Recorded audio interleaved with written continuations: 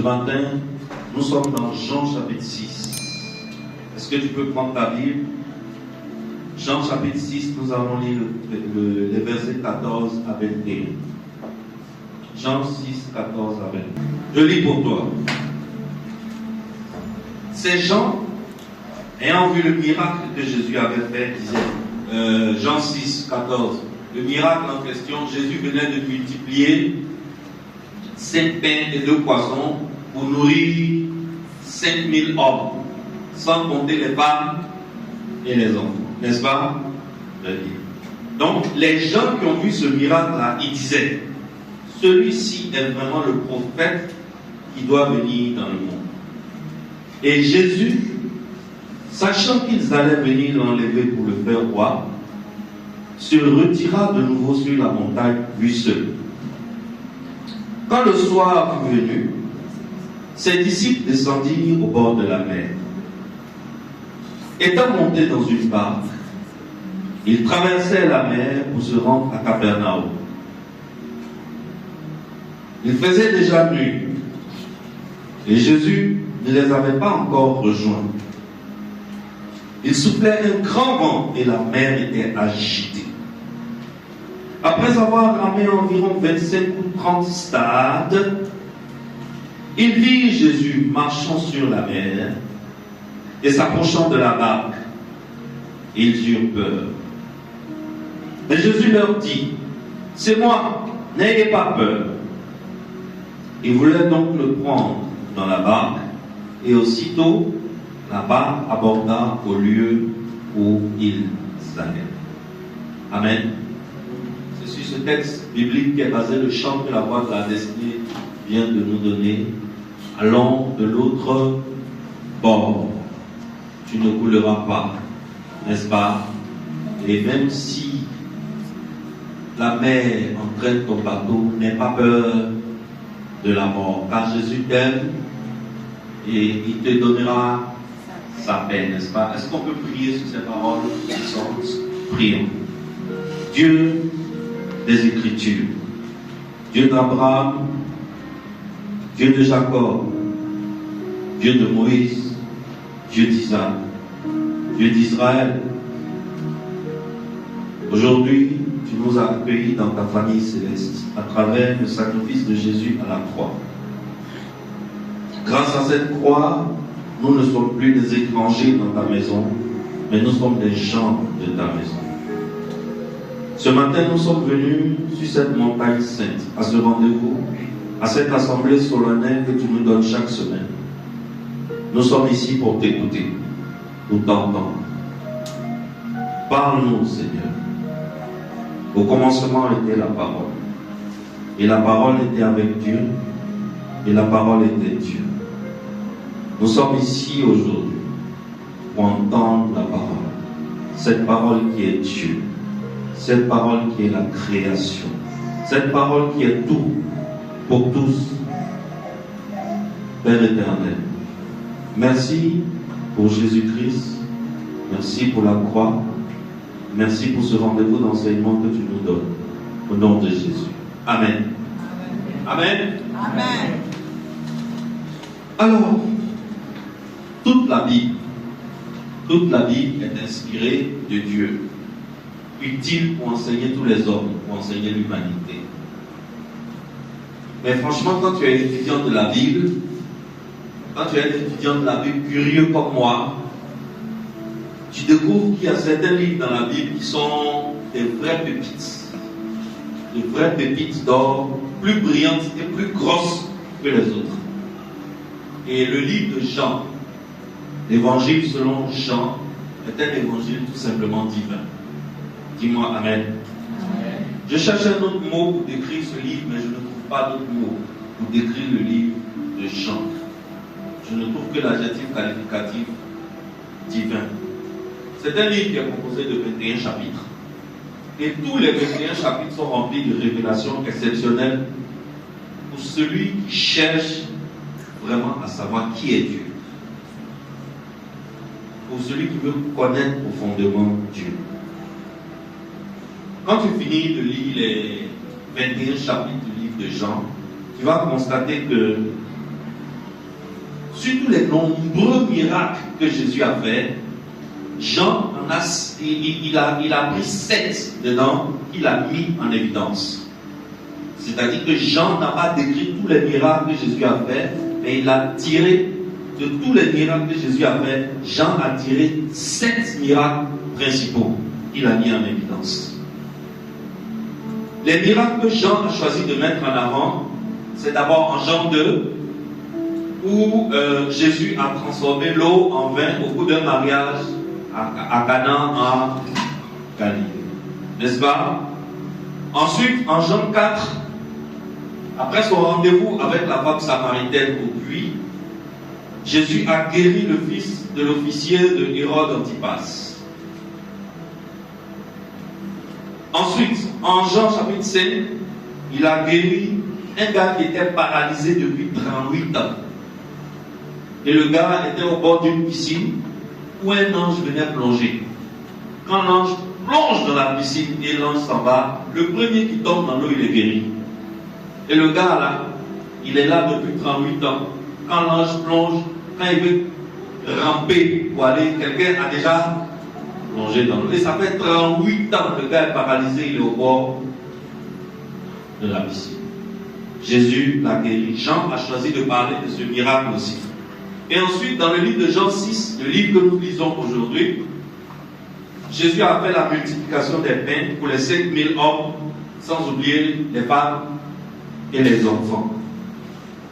Ensuite, dans le même livre de Jean 6, Jésus a fait un miracle où il a marché sur l'eau. Ensuite, en Jean 9, Jésus a guéri un aveugle-né. On a vu tout ça ici, non? Jésus a guéri un aveugle-né. Et enfin, en Jean 11, Jésus a réveillé Lazare, son ami qui était mort et qui sentait déjà. Et Jésus l'a ressuscité. La question qu'on se pose, c'est pourquoi Jésus il fait tous ces miracles. Et Jésus lui-même, il répond à cette question à la fin du livre de Jean, en Jean chapitre 20. Il dit, Jean 20, 30 à 31. Jean 20, 30 à 31. Alors l'auteur nous dit, Jésus a fait encore, en présence de ses disciples, beaucoup d'autres miracles qui ne sont pas écrits dans ce livre. Mais ces choses-là, c'est quoi? C'est les 7 miracles que Jean a choisi de mettre en avant. Ces choses ont été écrites afin que vous croyiez que Jésus est le Christ, le Fils de Dieu, et qu'en croyant, vous ayez la vie en son nom. Waouh! Quelle universalité dans cette conclusion! Est-ce que dans cette conclusion, tu as entendu le nom d'une église? Est-ce que ici, là, tu as entendu le nom d'un pasteur ou bien d'un prophète? Non. Jean fait un constat mathématique. Et Jean, il a marché avec Jésus-Christ de son vivant. Et Jean est l'une des personnes qui a écouté Jésus-Christ en live, qui était assis à côté de lui quand il enseignait. Alors, Jean a trouvé que les enseignements de Jésus-Christ étaient uniques, pleins d'autorité et pleins d'authenticité. C'est pour cela que lorsque Jean parle, il ne s'adresse pas à un groupe de personnes, il ne s'adresse pas à une religion. Jean n'a pas dit les assemblées de Dieu, Jean n'a pas dit les catholiques, Jean n'a pas dit les évangéliques, Jean n'a pas dit la religion juive, non. Mais il parle à l'homme de façon universelle. Et Jean dit, tout homme qui lira le récit de la vie de Christ dans ce livre, que ce récit lui serve de témoignage que Christ est le Fils de Dieu, que Christ est le Messie promis aux Juifs, mais à son arrivée, il a maintes fois prouvé aux Juifs qu'il est venu pour tous les hommes de la terre en réalité, et non seulement pour les Juifs. Et Jésus-Christ nous a dit que c'est lui seul qui a vu Dieu. Et c'est lui seul qui connaît Dieu intimement. Et il a été envoyé par Dieu dans le but de nous le faire connaître. Donc, notre foi en Jésus-Christ est la clé qui nous permet d'avoir le salut, qui nous permet d'avoir la vie éternelle. Tout homme. Il n'a pas dit les chrétiens, il n'a pas dit les mormons, il n'a pas dit les musulmans, il n'a pas dit les judaïsants, il n'a pas dit les Bahaïs, il n'a pas dit les Kankas, les Maïkari. Non, il dit, tu es un homme, tu es sur cette terre. Si tu veux avoir accès au salut et à la vie éternelle, tu dois placer ta foi dans l'homme qu'on appelle Jésus-Christ comme étant le Fils de Dieu, comme étant le Messie promis, comme étant notre Sauveur à tous. Voilà la condition pour avoir le salut. Alors Jean dit, les hommes, lorsque vous lirez ce livre de Jean, que personne ne vous trompe. Parce que c'est dans le nom de Jésus seul que se trouve le salut et nulle part d'autre ailleurs. Parce que les choses que Jean a vues sont tellement puissantes. Les choses qu'il a entendues sont tellement fortes et profondes. Jean dit, depuis le commencement du monde, de la terre jusqu'à maintenant, on n'avait jamais vu et entendu des choses si puissantes. Alors il dit, c'est pourquoi j'écris ces choses-là, afin que chaque homme puisse lire ce récit, que cela l'amène à croire qu'effectivement Christ est le Fils de Dieu. Et Christ est la seule personne qui est capable de nous faire connaître Dieu. Et il est le seul qui est capable de nous emmener à Dieu. Et tous les signes miraculeux que Christ a fait tout le long du livre de Jean sont très puissants. Et c'est des choses que Jean a vues lui-même de ses propres yeux. Cela nous amène en Jean 6. En Jean 6, le message que Jésus communique aux hommes est un message unique. Les hommes n'avaient jamais entendu un tel message. Ce message est tellement nouveau, tellement renversant, tellement bouleversant, qu'à la fin de cet enseignement, tous ceux qui ont entendu ce message sont partis chez eux à la maison. Ils ont laissé seulement 12 personnes. Quand Jésus a fini d'enseigner, il a donné d'eau. Quand il est revenu, il ne restait que 12 personnes. Plus de 7000 personnes sont parties parce que l'enseignement était trop bouleversant. Mais si tu réfléchis bien, c'était logique que seuls les 12 disciples soient restés. Parce que l'homme, je ne sais pas comment le dire, mais l'homme naturel, quand je dis l'homme naturel, c'est l'homme qui n'a pas encore Christ. Est-ce que tu me suis bien? Quand je dis l'homme naturel, c'est quelqu'un qui n'a pas encore reçu Christ, qui ne fonctionne pas selon les modèles de Christ. Donc on peut aussi dire un homme ordinaire, non? Un homme ordinaire. L'homme ordinaire, c'est quelqu'un qui a horreur des changements radicaux. Je ne sais pas si vous avez remarqué. Les changements radicaux effraient l'homme naturel. Parce que l'homme naturel est plus à l'aise dans les choses avec lesquelles il est habitué.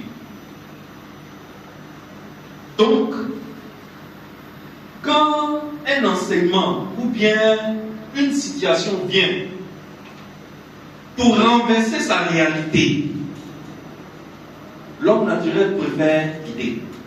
Il n'adhère pas. Vous n'avez pas remarqué? Il n'adhère pas. Moi-même qui te parle là, je suis dedans. Je me rappelle,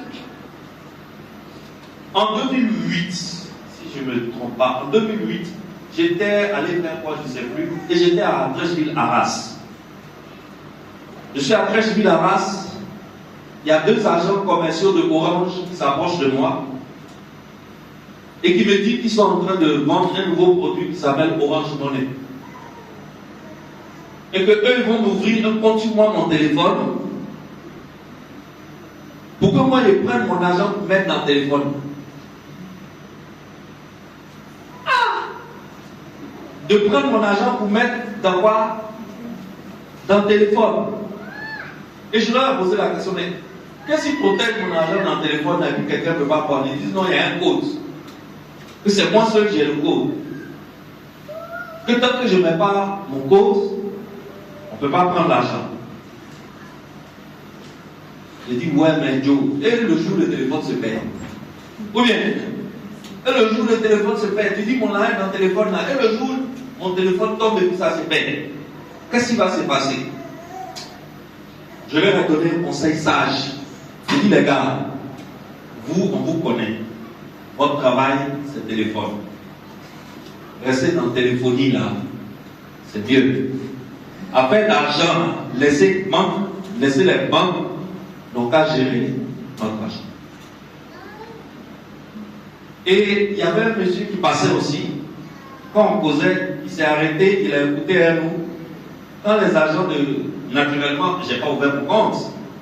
Quand les agents d'Orange sont partis, il dit vraiment, les gens là nous veulent nous bêtes, hein? Moi, il y a pas mon téléphone pour faire compte. Et puis il y a même mon argent dedans, et puis vous allez zouker dans mon argent. J'ai dit, yes, mon frère, il faut les laisser. Ils croient que quoi? Ils croient qu'ils sont trop mal. C'était en 2008. Aujourd'hui, on est en 2025. Est-ce que vous savez le nombre de milliards qui passent dans les téléphones ici en Côte d'Ivoire chaque jour? Si on te dit, tu ne vas pas croire.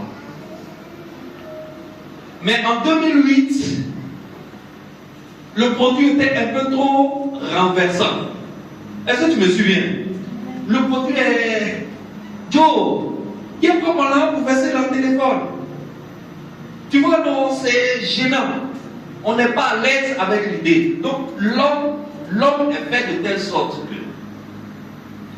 lorsqu'il y a une nouveauté, lorsqu'il y a un enseignement qui est un peu trop nouveau, trop révolutionnaire, façon là, trop renversant, qui veut renverser nos habitudes auxquelles on est habitué, on préfère se rétracter. Et ce jour-là, 5000 personnes se sont rétractées. Parce que ce que Jésus a enseigné ce jour-là, c'est terrible. Pour quelqu'un qui n'a pas suivi Jésus depuis le début, c'est-à-dire depuis Jean 1, où Jean-Baptiste parle de Jésus.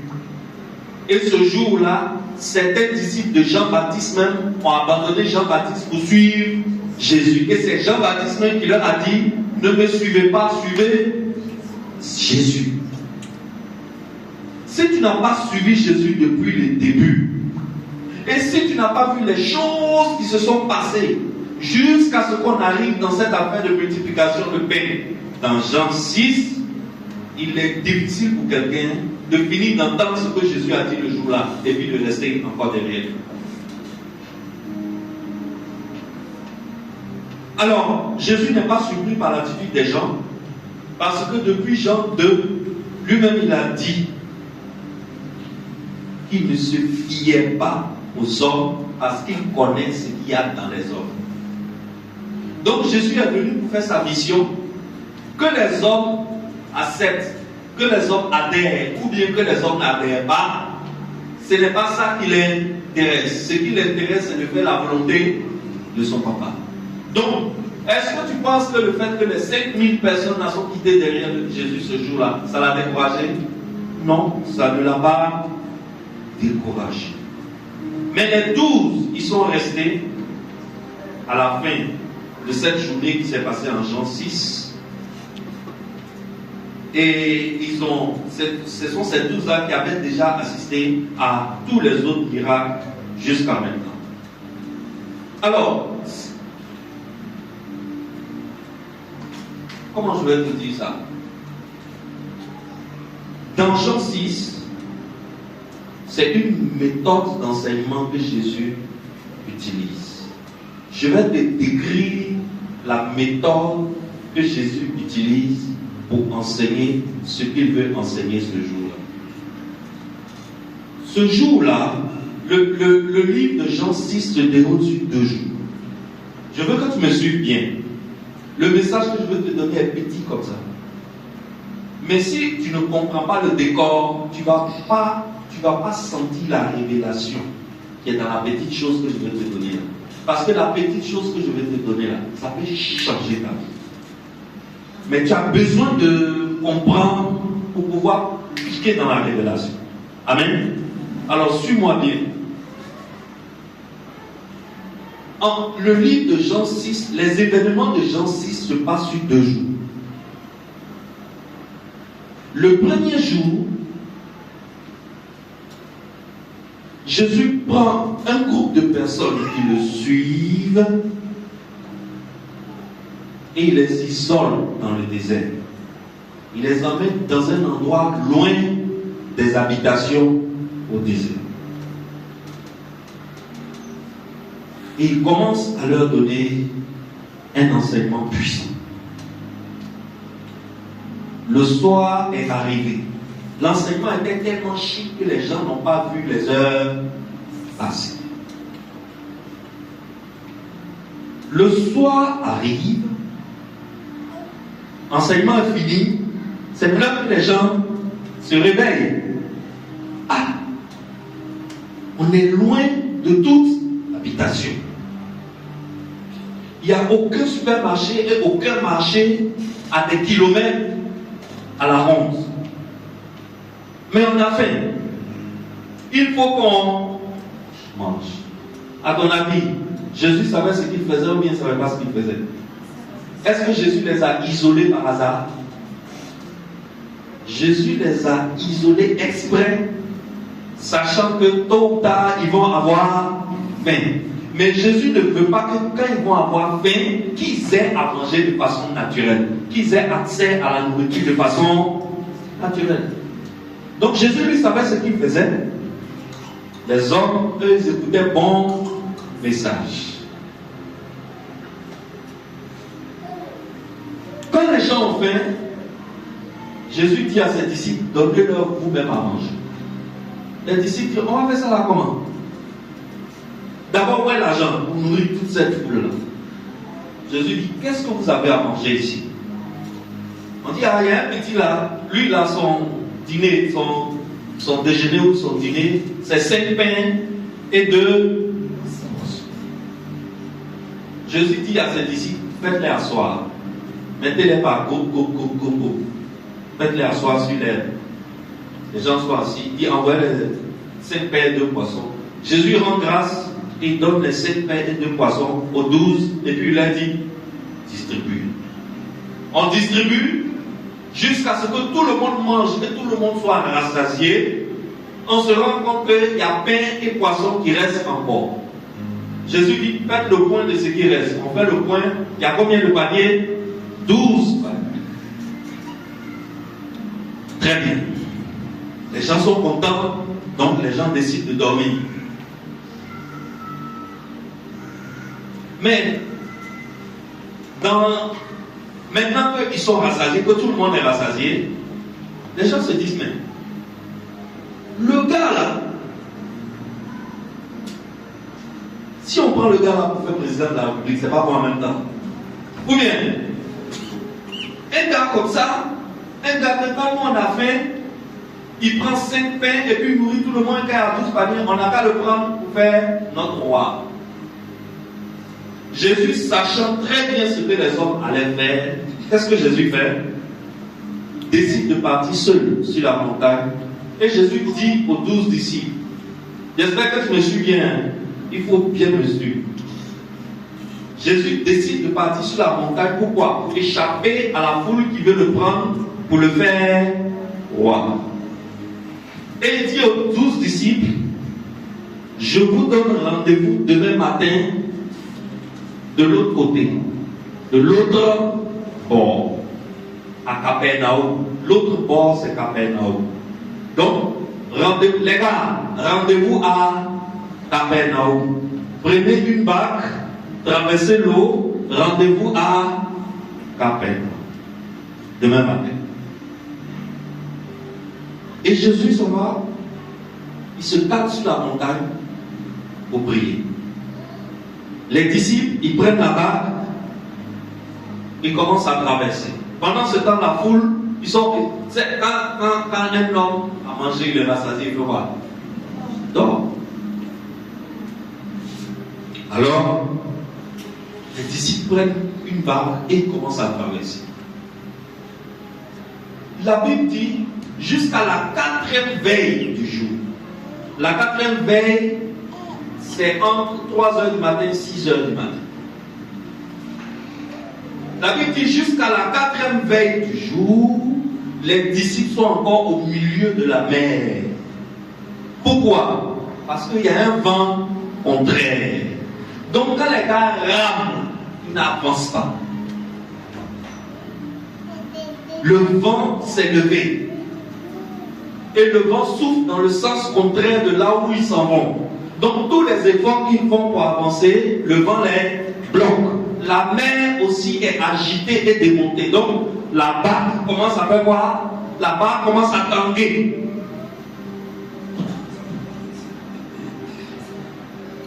Et les gars, ils commencent à prendre peur. Pourquoi ils prennent peur?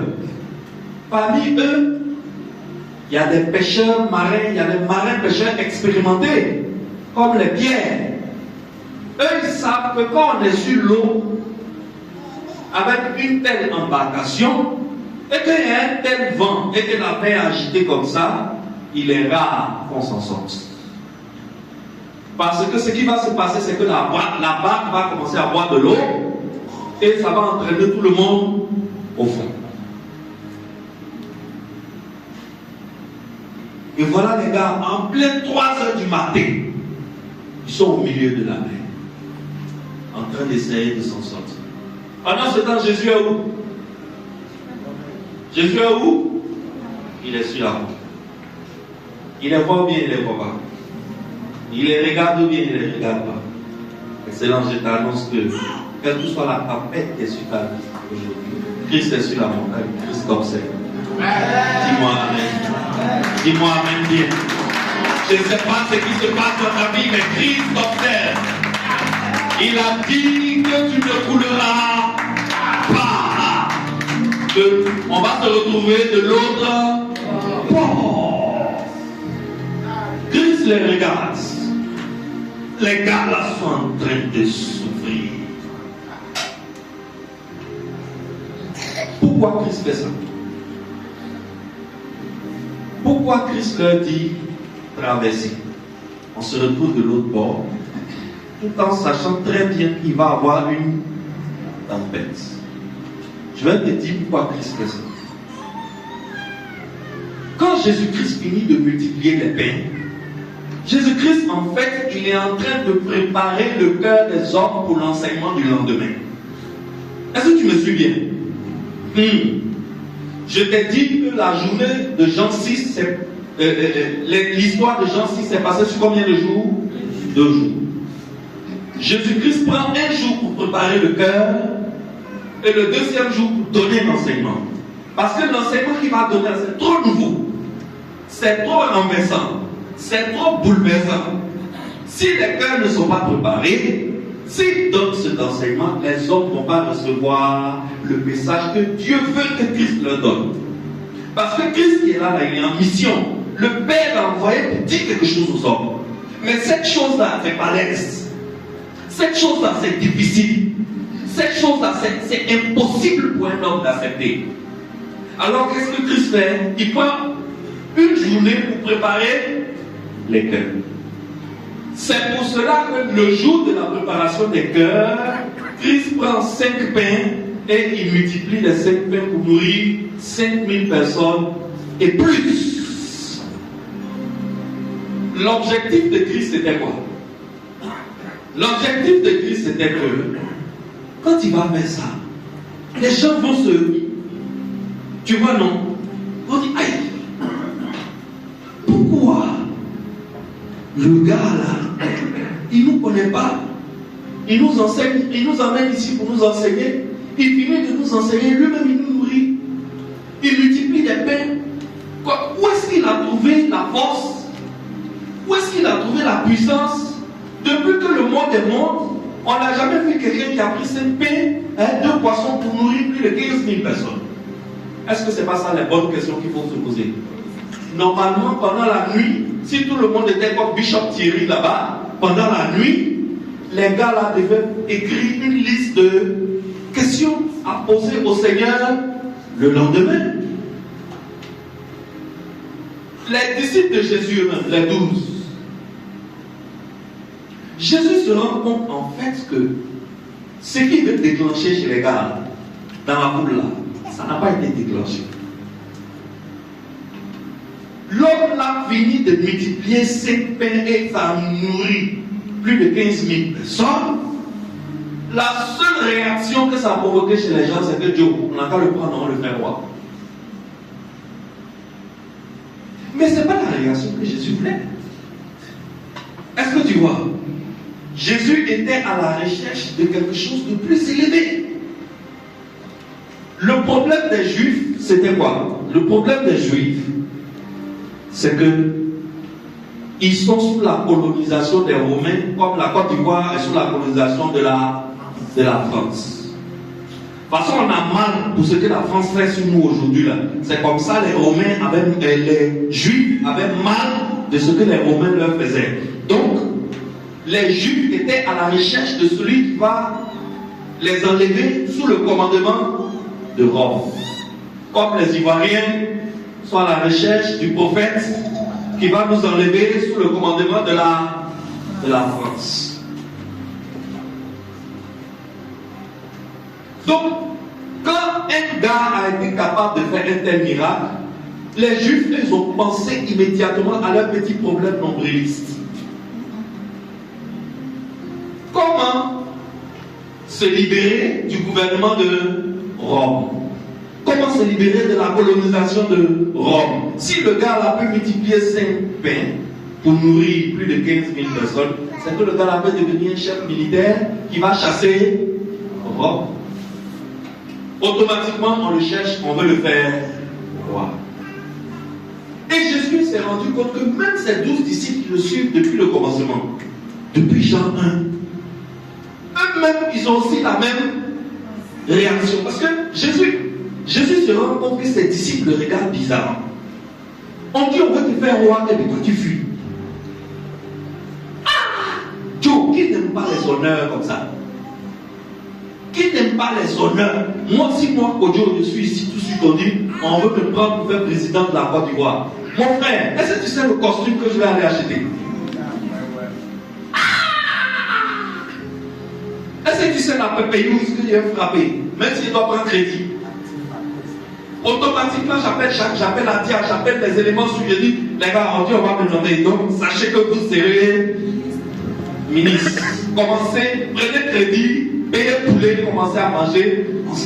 Le gars là, on dit, on va le faire roi, il fuit. Donc, ces disciples même là ne comprennent pas le même, il a quel problème. Or, depuis le commencement, si tu as remarqué, lorsque Jésus veut donner un enseignement, le public auquel il donne l'enseignement, c'est les 12. Que la foule ait assisté ou que la foule n'ait pas assisté, ce n'est pas important pour Jésus. Mais Jésus tenait toujours à ce que les 12 assistent au miracle. Et le changement de l'eau en vin, en réalité, qui a vu ce qui s'est réellement passé? C'est les 12 disciples et Marie, la maman de Jésus. Sinon, est-ce que le marié a su comment le vin est venu? Est-ce que le PCO a su comment le vin est venu? Non, jamais su. Les seules personnes qui ont su, c'était les 12 disciples et Marie. Il faut bien regarder les miracles qui sont dans le genre. Tu vas voir que la cible de Jésus, c'est les 12. Ce n'est pas la foule. Donc, si la foule n'a pas bien réagi au miracle que Jésus a fait, un miracle qu'il a fait pour préparer les cœurs pour entendre l'enseignement de demain. Parce que demain, il va donner un enseignement sur le pain. Demain, il va donner un enseignement sur la nourriture. Donc, il donne la nourriture physique aujourd'hui pour parler de la nourriture spirituelle demain. Mais la foule n'a rien compris. Même ses disciples aussi n'ont rien compris. Alors, que va faire Jésus? Jésus décide d'aider ses disciples à ouvrir leurs yeux un peu plus que la foule. De telle sorte que lorsqu'il va donner l'enseignement demain, si la foule n'a pas compris, ce n'est pas grave. Mais il faut absolument que les 12 comprennent. Alors, Jésus va faire un miracle au cours de la nuit. Pendant que la foule dort, Jésus va faire un miracle pour essayer d'ouvrir les yeux de ces 12 sur la taille du royaume qu'il est en train de prêcher.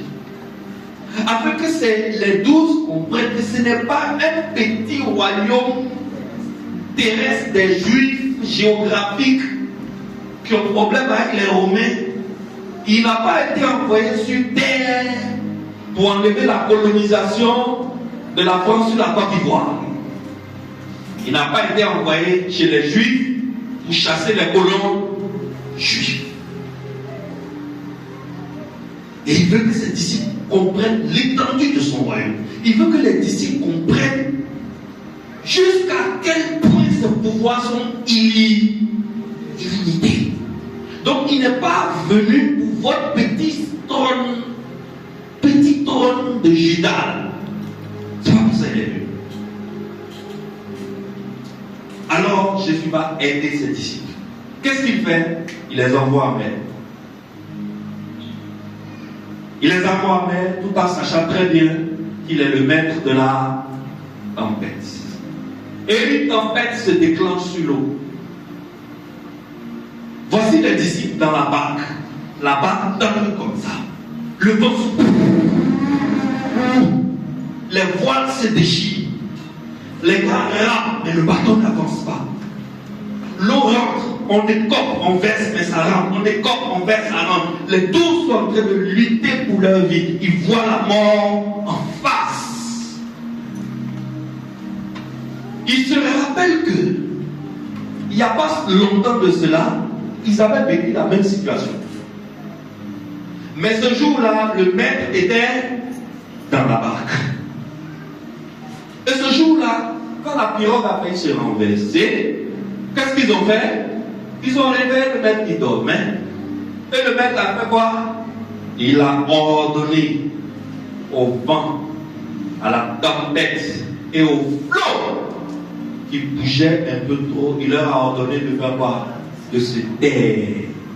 Et automatiquement, le vent est tombé, la mer s'est calmée. On dit, tous ceux qui étaient dans la barque étaient pris de peur, parce qu'ils n'avaient jamais vu un homme qui avait ordonné au vent et à la mer. Et le vent et la mer se sont soulevés. Alléluia! Alors les disciples se rappellent de cette scène. Ils savent que si le maître était là dans la barque, cette tempête-là aussi, ils allaient sortir victorieux. Mais ils ont un problème, c'est que cette fois-ci, le maître n'est pas là. Ce que les disciples ne savaient pas, c'est que le maître avait les bras croisés sur la montagne. Et il les regardait. Au bout d'un moment, quand trop est devenu trop, le maître a décidé d'intervenir. Le maître interviendra dans ta situation. Dis-moi amen. Il interviendra dans ta situation. Le maître ne te laissera jamais couler. Tu ne couleras pas. Et je ne sais pas où la mer là est en train de t'entraîner. Mais ton bateau n'ira pas au fond. On se retrouvera de l'autre bord. Alléluia.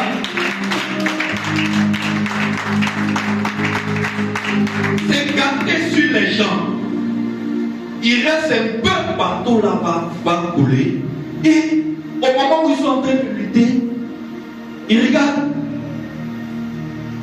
Au milieu de la tempête, le vent souffle. Ça, c'est pas un vent souffle, le vent rugit. Je ne sais pas ceux qui habitent les immeubles. Quand tu es en haut, quand il y a de l'orage, quand le vent vient, je ne sais pas, quand le vent frappe l'angle de l'immeuble, vous entendez, il y a un bruit là, ça fait peur. On dirait l'immeuble là-bas tomber. Le vent rugit, l'eau est agitée. On est en train de lutter ça pour ne pas mourir. Maintenant, voici un homme qui est en train de marcher dans notre direction, qui est en train de venir dans notre direction. On ne sait pas qui c'est, mais le gars là, il marche sur l'eau.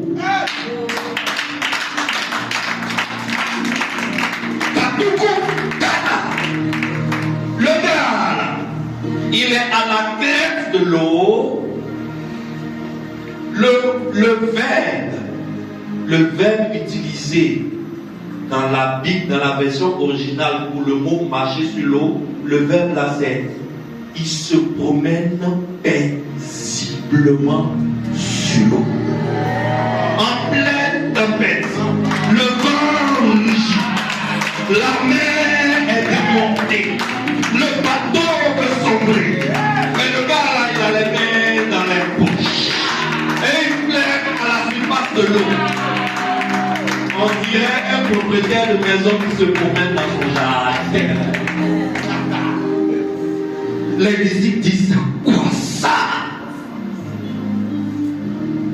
Ils ont pris de peur.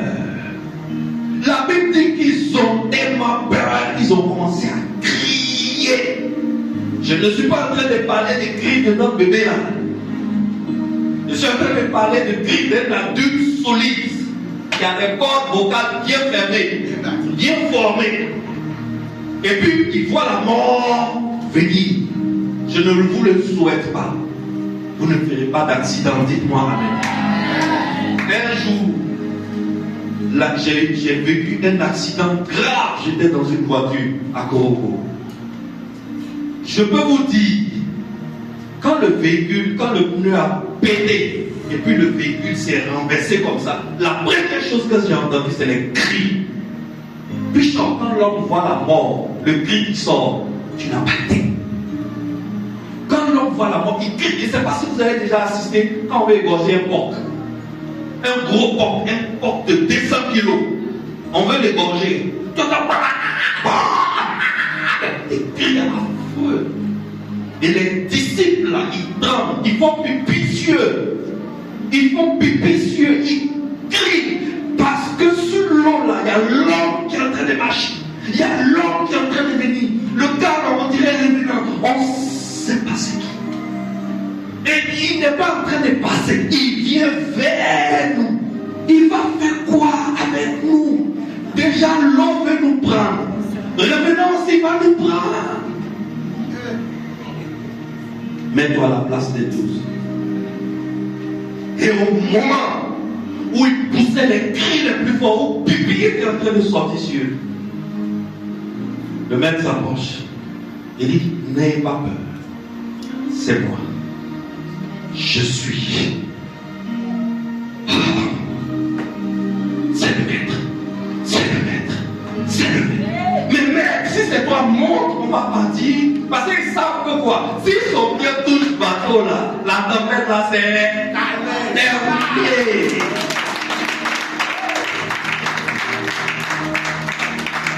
Jésus n'a même pas eu besoin de mettre son pied dans le bateau. La Bible dit, lorsque les disciples voulurent le prendre, au milieu de l'eau où ils étaient, et puis ils n'avançaient plus là. On dit, dès que les disciples ont manifesté le désir de le prendre net, ils ont vu qu'ils soient arrivés. Ils regardent et sont arrivés au bord. Allons de l'autre bord. Dès que Jésus s'est approché de la barque, ils sont arrivés de l'autre bord. Excellence. Quel était le but de Jésus? Le but de Jésus en faisant ce miracle-là, c'était d'élever le niveau de foi au moins des 12. Parce que l'enseignement qu'il va donner demain là, à Manité, c'est pas bon. Enseignement comme ça, quand l'homme entend, il fuit. Mais au moins maintenant, même si tout le monde s'en va, les 12, eux, ils vont rester. Parce que qu'est-ce que Jésus vient de faire? Jésus vient de prouver aux 12 que le royaume qu'il est venu pour annoncer, le royaume dont il est le roi, c'est un royaume qui est infiniment au-delà du petit royaume de Juda. C'est un royaume universel. Le livre de Daniel dit, quand ce royaume viendra, il écrasera tous les autres royaumes de la terre et lui seul gouvernera sur la terre pour toujours. C'est ce que Jésus vient de démontrer à ses 12 disciples. Jésus vient de démontrer à ses 12 disciples que les gars, vous me suivez, mais vous ne savez pas encore qui je suis. J'ai un pouvoir illimité à ma disposition. Mais si j'ai ce pouvoir illimité à ma disposition, c'est parce que je viens du sein du Père.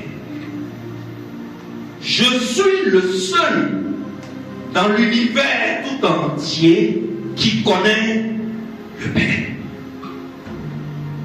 Et le Père me connaît. Je suis dans son sein, dans cette lumière inaccessible qui l'entoure. Où même les anges sont incapables de le voir. Mais moi, ce n'est pas que je le vois seulement, j'habite dans son sein. Je fais partie de sa nature. Je fais partie de sa chair. Je fais partie de son être. Et c'est de là que je suis sorti pour venir parmi vous. Et vous me voyez comme un petit roi d'un petit royaume de 364 km².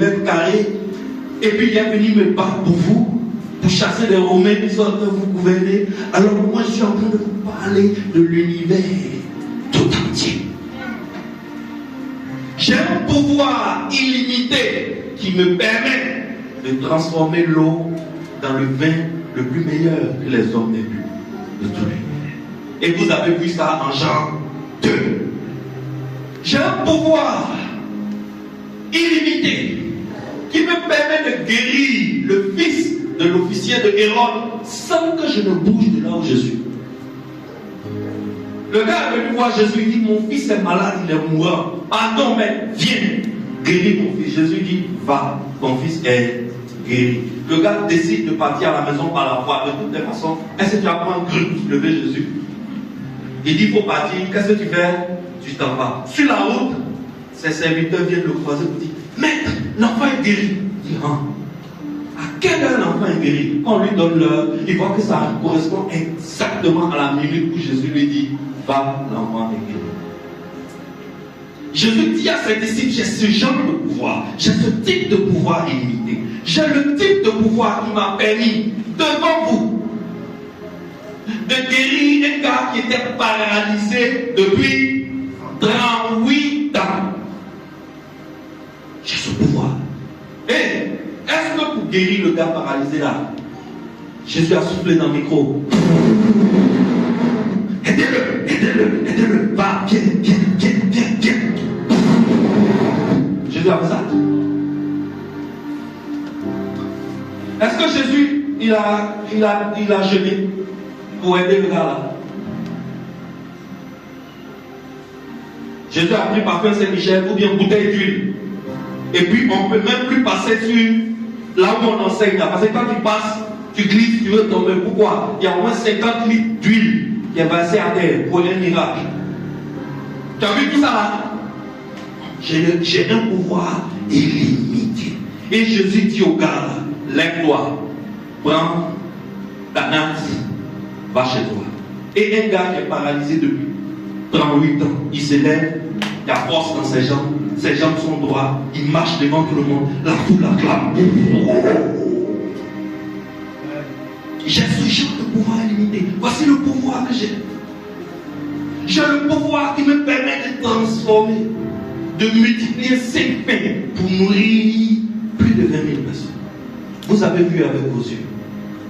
Et vous voulez que je devienne roi des petits royaumes de Juda? Non.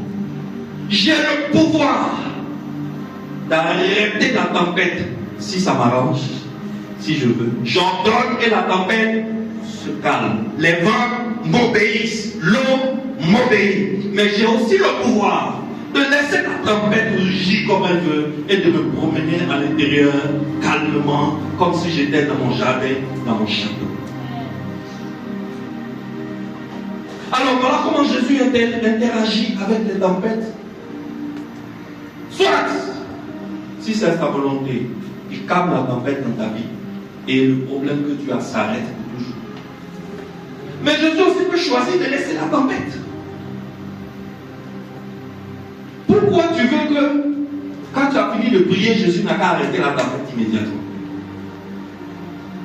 Jésus peut se glorifier pendant que la tempête souffle sur ta vie. Il peut se glorifier pendant que la mer est démontée. Il peut se glorifier pendant que les vents rugissent. Et il se glorifie. Il vient et te donne sa paix au milieu de la tempête. Alors que la tempête souffle autour de toi, tu es tranquille, tu es paisible. Jésus utilise les tempêtes pour augmenter notre niveau de foi. Jésus utilise les tempêtes pour forger notre foi. Jésus utilise les tempêtes pour faire notre personne spirituelle, pour fabriquer des hommes forts spirituels. Alors la tempête n'est pas là pour te détruire. La tempête ne t'entraînera pas au fond. Jésus t'a donné rendez-vous à l'autre bord, tu iras à l'autre bord. N'aie pas peur de mourir, tu ne seras pas entraîné. Mais le plus important que tu dois savoir, ce miracle que Jésus a fait, en marchant sur l'eau, pour aller sauver ses disciples, ça a changé la foi de ses disciples. Le lendemain, Jésus arrive. Il arrive sur le lieu de l'enseignement. C'est à cause de ce qu'il va dire aujourd'hui là qu'il a commencé à la préparer hier. Et Jésus commence l'enseignement. Oui, je vous ai donné, j'ai multiplié du pain hier, vous avez mangé. Tout le monde a mangé, tout le monde était rassasié. Et après, vous m'avez cherché, vous voulez faire de moi un roi. Mais pourquoi vous me cherchez? Parce que je vous ai donné à manger. C'est cela que vous voulez faire de moi un roi. Mais moi, je suis venu vous apporter le vrai pain du ciel. Parce que votre ancêtre Abraham et votre ancêtre Moïse vous a donné du pain dans le désert. Mais ce n'était pas le vrai pain du ciel. La preuve, vos pères ont mangé ce pain mais ils sont morts. Moi, je suis le vrai pain du ciel. Si vous mangez ma chair, cette chair que je vais donner pour vos péchés, pour vous sauver de la malédiction du péché, à moins que tu ne manges ma chair, tu ne peux pas avoir le salut et avoir droit à la vie éternelle. C'est seulement ceux qui mangeront ma chair et qui buvront mon sang qui sont capables de passer de la mort éternelle que vous avez eue par le péché à la vie éternelle que le pain de Dieu seul peut vous donner. Alors, homme, mangez ma chair et buvez mon sang, sinon vous êtes des gens morts. La foule entend ça, les gars, fonce comme ça. C'est une affaire de viande de l'homme. Fais là. Ce qui est sur le gars là, il enseignait bien jusque là. C'est qu'à la fin, il faut manger la chair, il faut manger le gars. Écoute, je reviens. Jésus savait ce qui allait se passer, il a donné l'eau. Quand il s'est retourné, il n'y avait que 12 personnes. Il leur demande, mais et vous ne partez pas? Mais ils ont vu quelque chose la nuit que la foule a vu. Pierre dit, à qui irions-nous? Tu as les paroles de la vie. Alléluia. Alléluia. Jésus-Christ est le pain du ciel. Je suis dans cette église dimanche après dimanche pour enseigner à tous ceux qui le veulent qui est Jésus-Christ. Il faut arrêter de chercher les miracles que Jésus fait. Les miracles que Jésus fait, c'est pour prouver qu'il vient du sein de Dieu et qu'il a des pouvoirs infinis. C'est quelqu'un qui vient du sein de Dieu seul qui a la capacité de savoir comment le monde fonctionne pour qu'il puisse prendre 5 pains pour nourrir 20 000 personnes.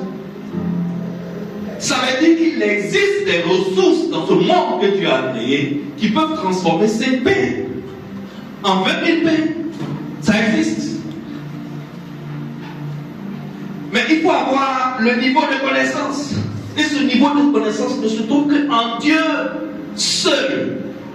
C'est pour cela que je suis capable de le faire. Parce que je viens de là-bas.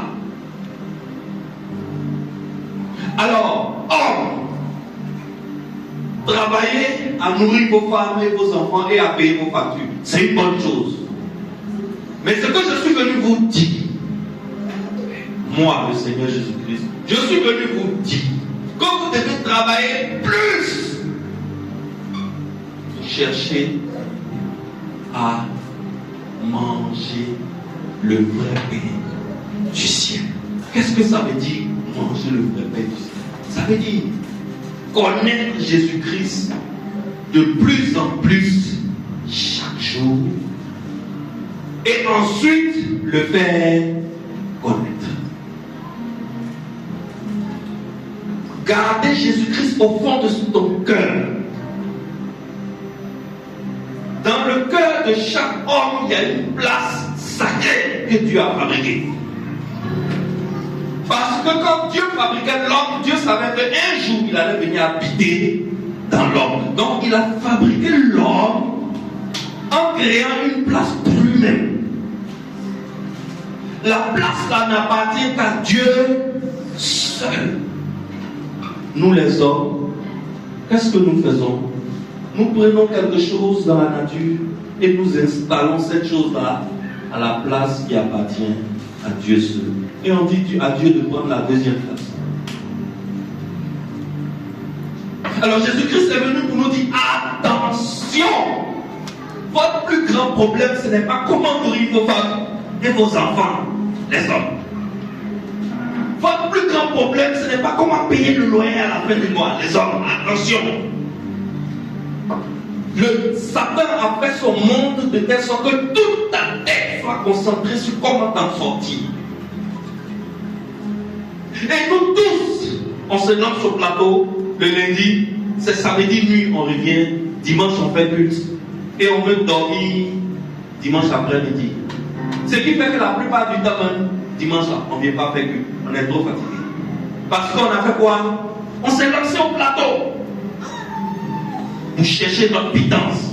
Mais Jésus nous dit en Jean 6, l'enseignement capital que Jésus est venu nous dire, c'est que ce que vous devez chercher là, c'est moi. C'est moi que je dois être la priorité de ta vie. Tous les miracles que j'ai faits jusqu'aujourd'hui doivent te prouver qu'il n'y a pas quelque chose que tu as besoin que moi je ne peux pas te donner. Si tu me demandes que je ne te donne pas, attends un peu.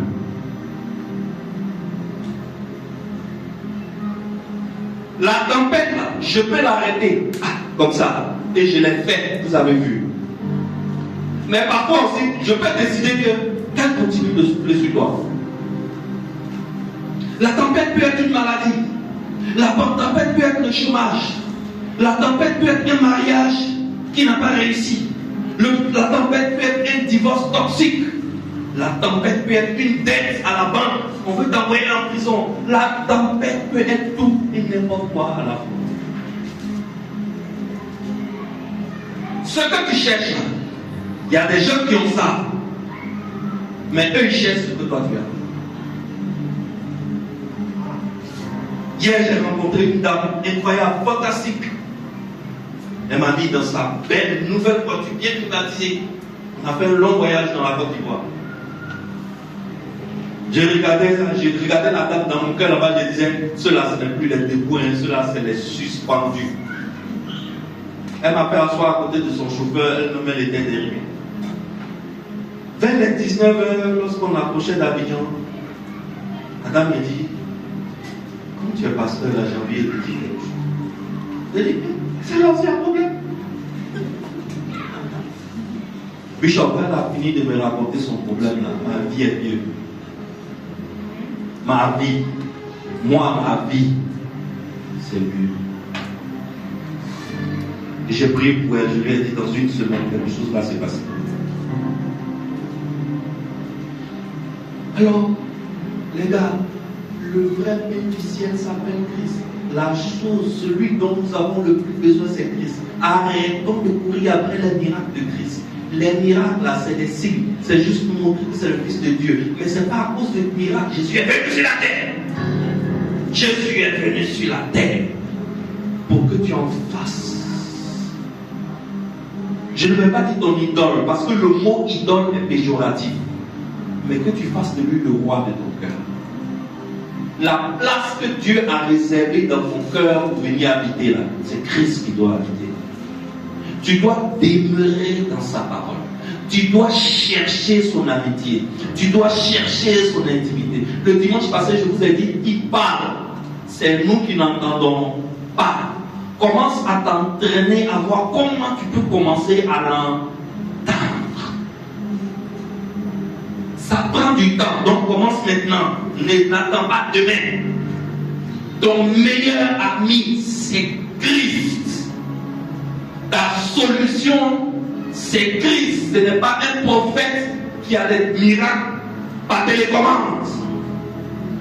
Et la plupart d'entre nous, si on a notre prophète caché, quand c'est chaud, on s'en va là-bas, on nous masse une. Et puis on prend une là pour frotter les semaines pour que tu continues pas là. On dit à nos carrés à on va frotter.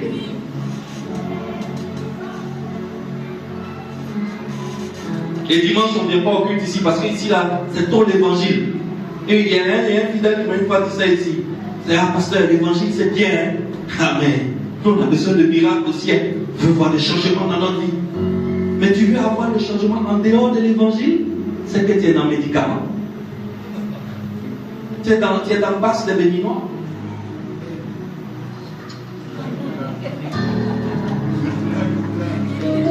Que Dieu aide les béninois. Ils souffrent. Excellence, tu ne couleras pas. Ta barbe ne coulera pas. Je ne sais pas ce que tu es en train de traverser. Mais ta solution s'appelle Christ. Tu n'as pas besoin des miracles de Christ. Tu as besoin de Christ lui-même. Si tu as Christ en toi, les miracles vont commencer dans ta vie. N'essaie pas d'avoir les miracles de Christ sans Christ. Tu veux des miracles? Cherche Christ. Il est tout, en tout, pour tous, nous a dit l'apôtre Paul en Colossiens.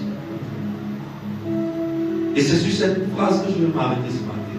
Christ est tout, en tout, pour tous. Il n'a pas dit pour les musulmans, il n'a pas dit pour les chrétiens, il n'a pas dit pour les animistes. Et si tu es un homme, un individu, quelle que soit ta religion, ça ne me dérange pas. Et il y a des imams qui viennent s'asseoir chez moi ici, on mange ensemble. Mais ce que je suis en train de te dire, c'est que la chose universelle dont tu as besoin pour ton salut, pour passer de la mort éternelle à la vie éternelle, c'est Christ. Que Dieu vous bénisse.